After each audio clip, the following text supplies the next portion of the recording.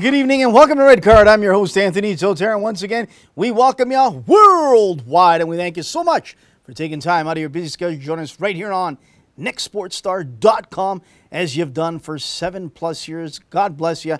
Thank you so much for making this your destination. Congratulations to TFC Supporters Shields champions. In a matter of a minute or less, TFC President Bill Manning will join us. Phil Tobin, President of the Red Patch Boys, will join us also around 8:15 or so. We'll talk to him about this unbelievable ride the last couple of years and something that him and I have discussed time and time again that we never thought we'd see.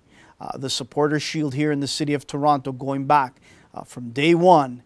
And boy, oh boy, it has happened, and congratulations to them. And then after 8:30, we'll talk a little bit of grassroots. We'll also talk a little bit about CPL. I got a little bit of news for you, so put on your seatbelt, buckle it up, and get ready for a Canadian ride. That's after 8:30. So as I said, Bill Manning of TFC President will join us right after this break. Actually, he's just calling us right now. As you just heard, our producer Andrew is picking it up, and we will have President Bill Manning join us momentarily. Big win over the New York Red Bulls. Chippy first half, a real chippy first half, and then things settled down in the second half, and they came away with the massive victory. And joining us right now, TFC President Bill Manning. Bill, welcome.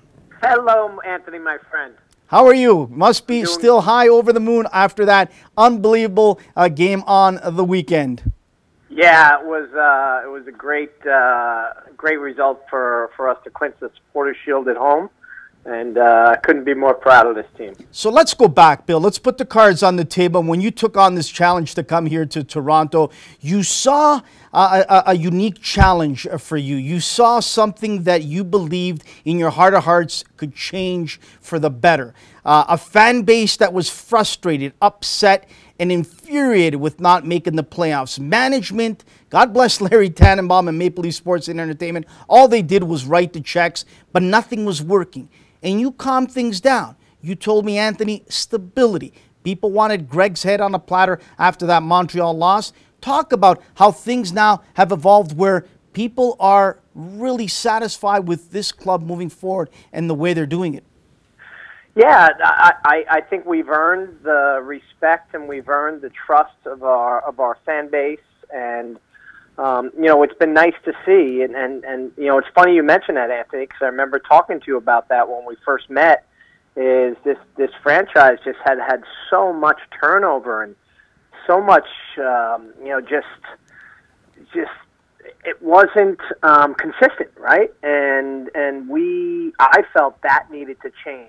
And I felt Greg was a good young coach that was still, you know, earning his stripes, and he needed some time. And I felt it was a good roster that could get better. You know, we had the foundation that was in place, and then I had a young soccer guy, Tim Bezpachenko, who he and I get along great, and we have a fantastic working relationship. And he's a good guy, he's a good soccer guy, and you know, I just felt I needed to put my support behind them and allow them to do their jobs, and then provide the guidance and you know, some of the experience that I've had to kind of push this thing forward. So I'm just I couldn't be more pleased with where we are right now, and we still got a lot more to do.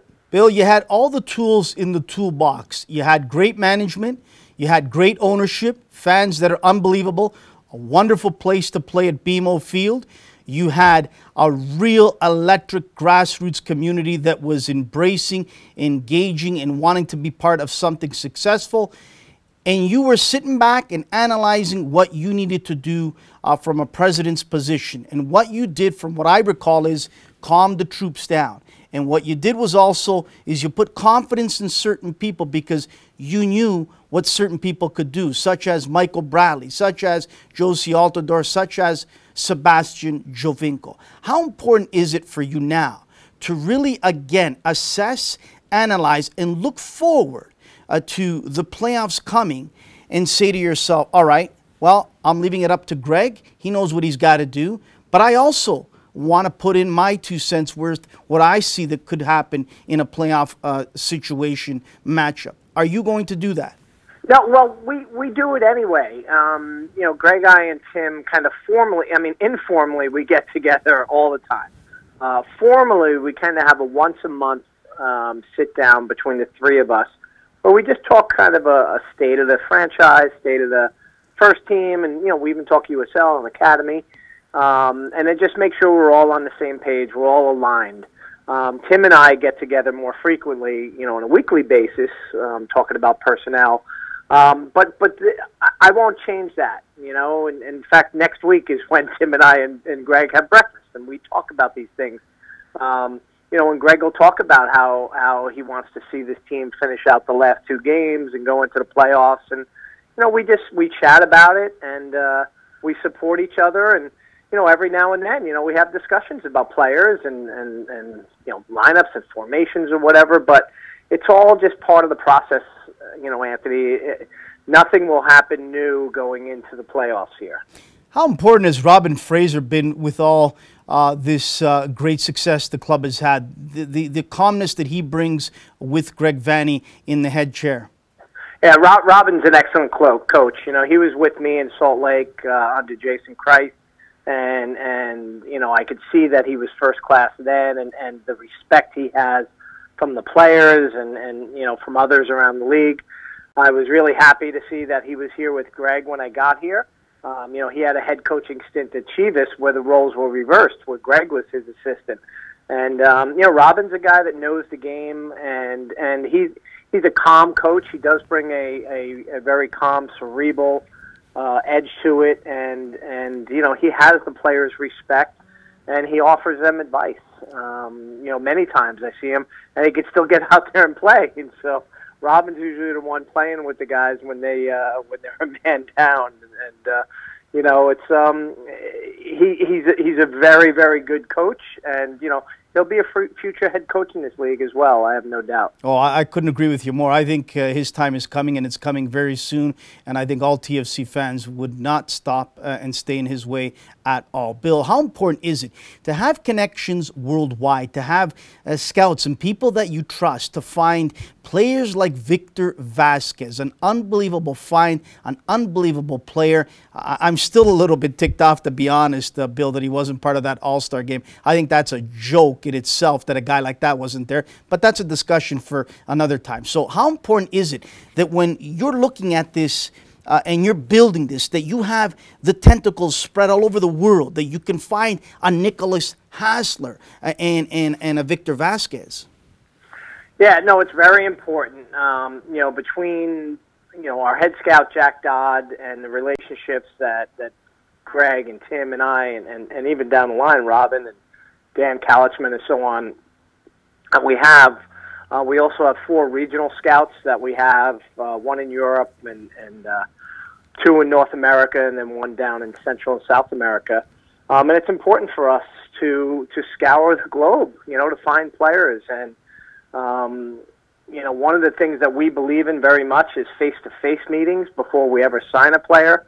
Very important that especially Greg or Tim and even myself meet those guys in person. Tim just got back from a scouting trip where he was in Germany and Switzerland, a couple other countries, and saw a number of games. And we always have to look forward, especially as this team continues to mature. Eventually players age out. You got to be ready to add, like you said, a Victor Vasquez, a Nicky Hassler. You didn't mention Chris Mavinga, who's had a wonderful season for us. So it's really important. You can't take your eye off the ball for a minute. You just can't. But let's talk about, I mentioned to Greg in the press conference after the game. We talked obviously about, the supporters in the city of Toronto. But when it came to myself asking a question, I thought it was important. And you and I have talked about this. The great support that Larry Tannenbaum and MLS&E have really given this franchise. And they've taken shots, MLS&E, let's say with the Leafs and in the Raptors in the past, about not doing things right, not spending the money. I believe since day one, not because you're on the line, Bill, you know me, I'll tell you straight up, I believe since day one, they've done everything they can to bring a winner to this city. And they've signed the checks, like I've said, and they've brought over the players. A Defoe, a Josie, a Michael, a Seba, on and on. How important is it that the players understand that this owner wants to win it for the city and for everything that this club has gone through? Yeah, you know, this ownership group we have, you know, Larry Tannenbaum is our chairman, and Bell and Rogers are our owners along with him. They want to win, and it's really important to them, and they've given us the capital to make the investments, as you mentioned, the 3 designated players, our training facility, first-class travel, how we treat the players, you know, how we accommodate when they move here and their families, and that all comes from MLSE. And I think you saw it when they went out and they hired Tim Lewicki, and he really put a focus on the teams.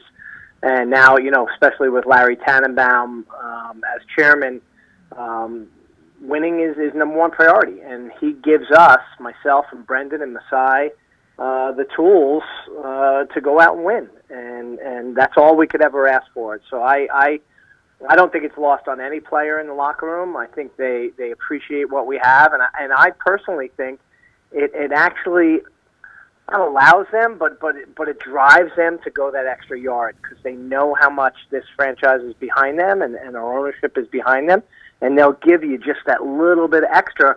And in a league like this, where sometimes the margins are very slim, you know, just having that benefit of a wonderful ownership group goes a long way. You know, probably adds a couple of points a year.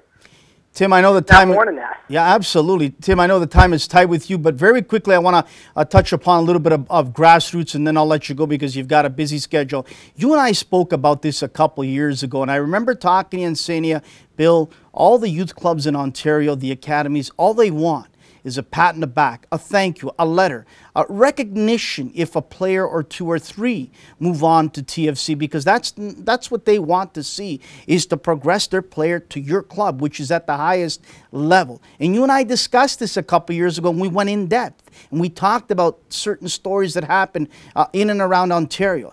And you stepped up to the plate, you hit the ball out of the park for a grand slam, and you decided to take on this special project where now you're actually giving hard-earned money, not just paper written, hard-earned money to clubs when players are coming there. Talk about how this all came about.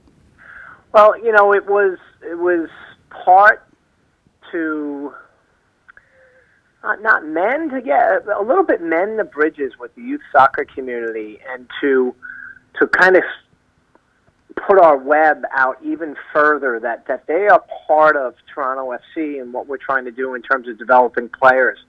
And, you know, the big thing that every youth club president I spoke to me about is, you know, they can always use extra funding.